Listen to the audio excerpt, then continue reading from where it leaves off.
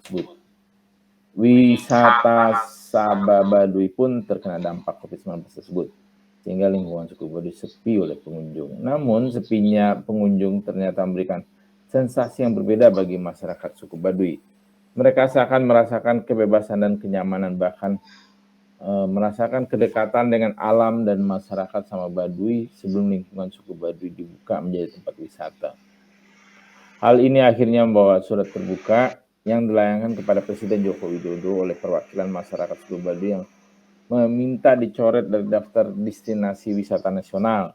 Keputusan tersebut hasil dari perundingan lembaga Baduy dalam pertemuan di Desa Kenekes, Kecamatan Lewidamar, Kabupaten Lebak, Banten. Pertimbangan ini dibuat melihat semakin aktifnya jejaring teknologi yang dibawa oleh para wisatawan ke lingkungan adat Baduy. Salah satunya tentang fenomena penggunaan media sosial pada masyarakat suku Baduy yang makin menembus dinding asimilasi. Dalam hal ini, Bupati Kabupaten Lebak, Haji Iti Oktavia Jayabaya, langsung turun tangan mendatangi kawasan suku Baduy guna melakukan lobi terkait surat pernyataan tersebut. Dari kejadian ini ada dua hal yang menjadi titik temu. Pertama, surat terbuka tersebut dikonfrontasi oleh beberapa pihak bukan atas kewenangan dari kepala suku Baduy. Kedua, destinasi wisata kawasan suku Baduy semakin menggelora dengan penerbitan kebijakan pemerintah daerah dalam program Sabah Budaya Baduy. Keberlanjutan terkait surat terbuka tersebut, wisatawan pun dapat bebas hilir mudik ke wilayah Baduy. Namun, penajaman akan teknologi akan semakin kentara.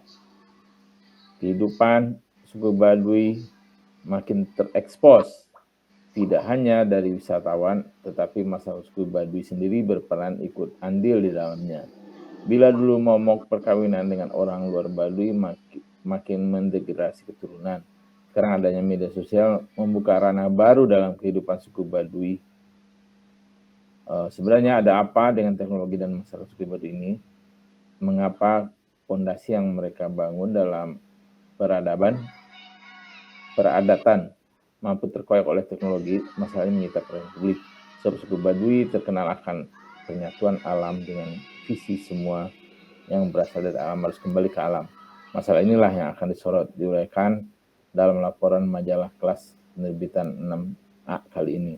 Bagaimana keberlanjutan kehidupan suku Baduy dalam kasus ini, apakah pengaruh teknologi memberikan dampak bagi masyarakat suku Baduy, lalu bagaimana seharusnya penanganan teknologi, keselamatan adat budaya Baduy, apa langkah yang akan sudah ditempuh oleh pemerintah karena keterbukaan teknologi diserap masyarakat suku Baduy yang bermula dari dan disokong oleh kebijakan mereka. Apakah harapan dari masyarakat suku Baduy setelah terjadinya asimilasi teknologi lingkungan adat dan budaya mereka? Ini angle-nya kamu taruhnya di mana? Ada Pak, di bawah. Wow, oke. Ya, oke, ini menggambarkan, ini sudah baik ya, menggambarkan persoalan utamanya dan terkesan kamu sangat memahaminya. Jadi tinggal menuliskannya aja dalam bentuk berita majalah ya, tulisan di majalah. Ya. Tentu saja di bawah. bikinnya jangan bentuk artikel ya. Bentuknya misal kamu bagaimana ya, seperti dibikin berita lah ya. Berita reportase ya, atau berita untuk majalah gitu. Ya, okay. Baik Pak. Terima kasih ini Pak. Bagus, ya. Makasih. Ya. Ini bagus. Untuk angle-nya di atas Pak, ada di atas ini. Sekarang kita beralih ya ke yang lain. Siapa yang ingin dibahas? Saya Pak. Sukaina ya? Iya Pak. Oke, Sukaina.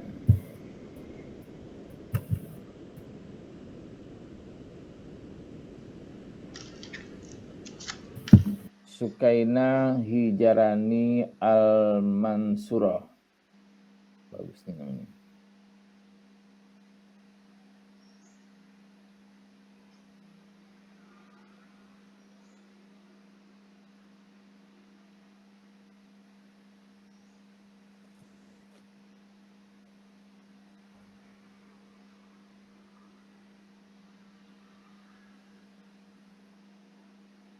Sukaina ini kemarin sudah dibahas atau belum? Belum, Pak. Belum, Itu oke. revisi yang kemarin, Pak. Oke, kita bahas ya. Jadi berarti cuma satu, belum ada revisinya ya. Iya.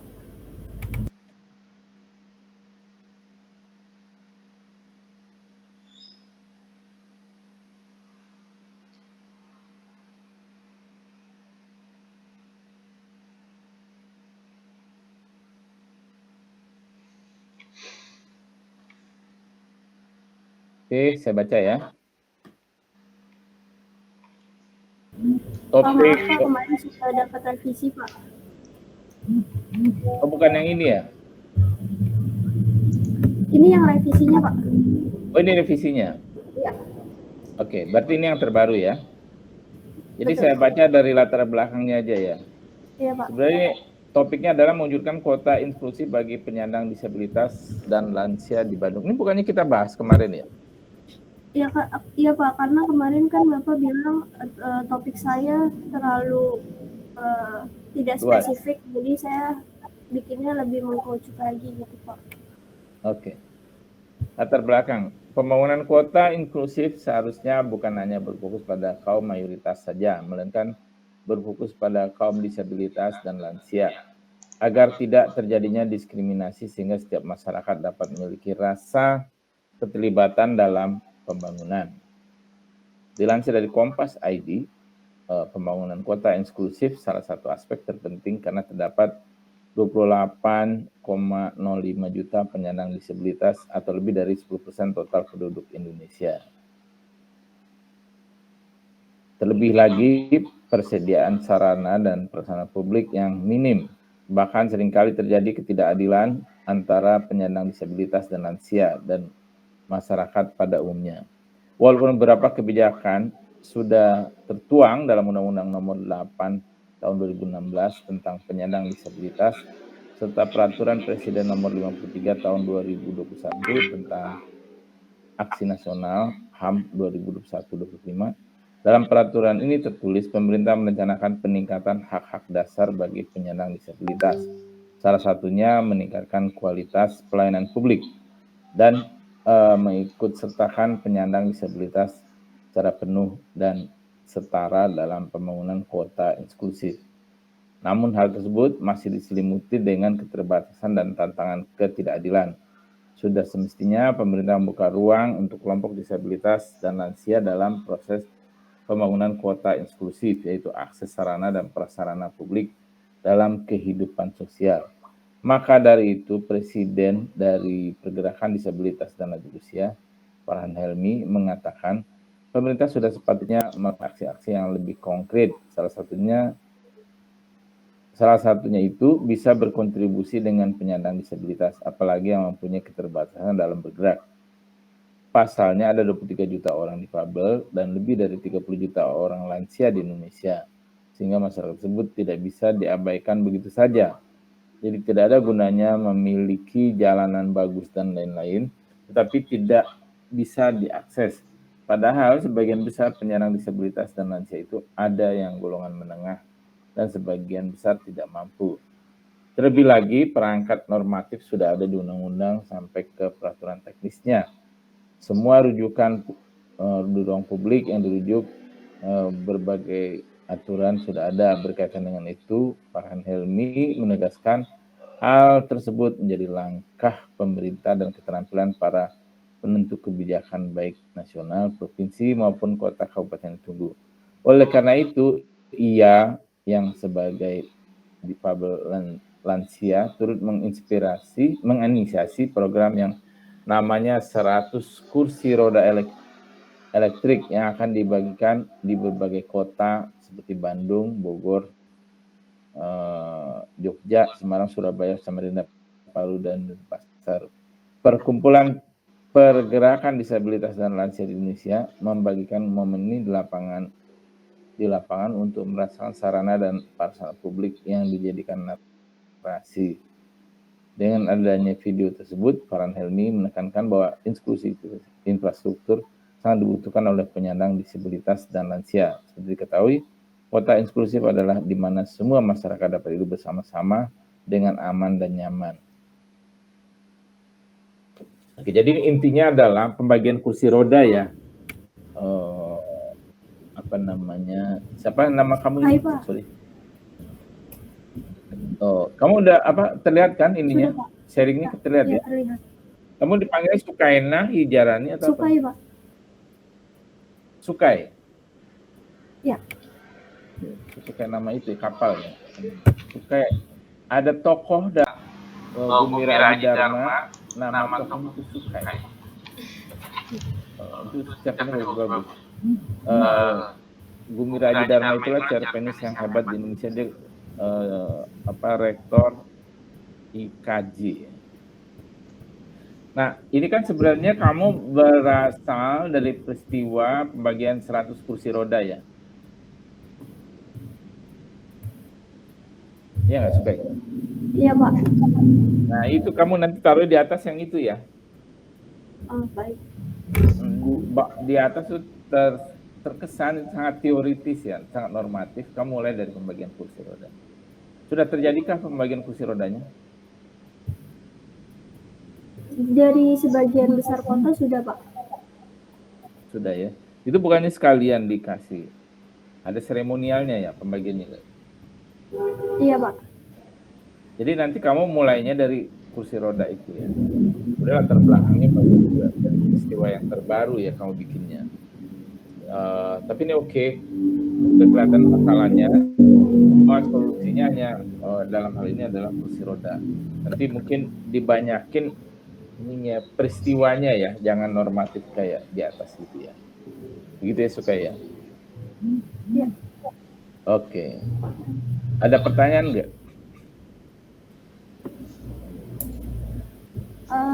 Saya mau nanya, Pak. Dari peristiwa itu dalam pembagian dari kursi rodanya atau permasalahan dari penyandang disabilitas itu sendiri, Pak? Kamu kalau berita itu kan harus berangkat dari fakta peristiwa. Fakta peristiwa itu bisa menjelaskan persoalan apa yang terjadi pada penyandang disabilitas. Jadi kamu mulai dengan peristiwanya, kemudian baru kamu cerita, kamu mengangkat hal lain yang menyangkut program yang dialami atau masalah yang dialami oleh penyandang disabilitas. Jadi kan sebenarnya kamu ingin mengatakan gini, kursi roda aja nggak cukup gitu kan? Iya kan begitu kan? Iya, Pak. Banyak hal lain yang ada di kita belum terlaksana, belum terwujud gitu. Jadi kamu mulai begitu, pembagian 100 kursi roda kepada penyandang disabilitas di Bandung ya pada tanggal sekian. Itu mengembirakan karena mereka misalnya nih ya, mereka menjadi bisa beraktivitas lebih jauh, lebih luas dengan kursi rodanya, mereka bisa kemana-mana.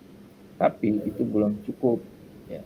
Sesuai dengan undang-undang mestinya begini-begini terus sampai ke bawah itu kamu bahas yang dari persoalan mereka apa gitu.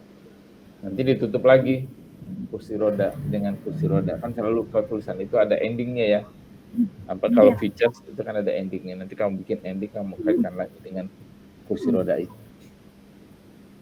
Begitu. Apakah menjawab, Sukaina? Menjawab, Pak. Ya, oke. Siapa lagi yang saya bacakan? Terima kasih, Pak. Pak. Siapa? Dita, saya, Pak. Dita Mawanda ya?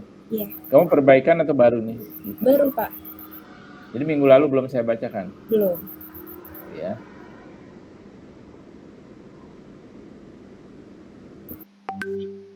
Dita ya.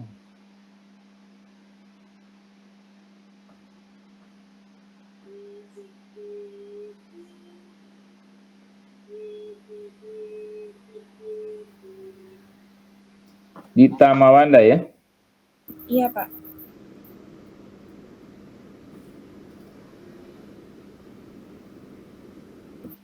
Oke. Saya share dulu ya. Saya udah share belum? Belum ya? Belum, Pak.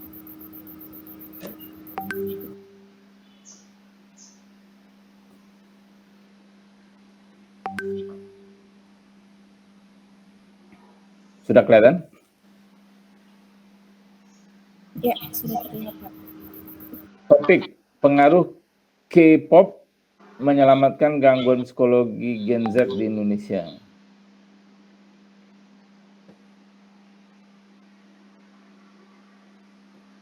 Latar belakang. Awal tahun 2023, Indonesia dipadati dengan jadwal para idol K-pop yang melaksanakan konser musik untuk menyapa penggemar mereka. Salah satu boys group naungan SM Entertainment ini, yaitu NCT Dream, yang telah mengadakan konser di tanah air dari 4 Maret hingga 6 Maret 2023 ini banyak menjadi sorotan di media Korea Selatan. Oh, justru sorotannya di kampung halaman mereka ya. Konser The Dream in a Dream di Jakarta terus menjadi perbincangan karena gebrakan sekaligus sorakan menyanyi bersama para penggemar selama 3 hari konser berlangsung. Pasalnya konser tersebut dihadiri oleh 36.000 MCTzen menurut info yang tersebut di beberapa media sosial. Namun kali ini yang menjadi titik fokus di saat gempuran konser idol K-pop ternyata menyimpan hal-hal yang secara psikologis memberi dampak positif bagi penggemar K-pop di Indonesia. Seperti diketahui,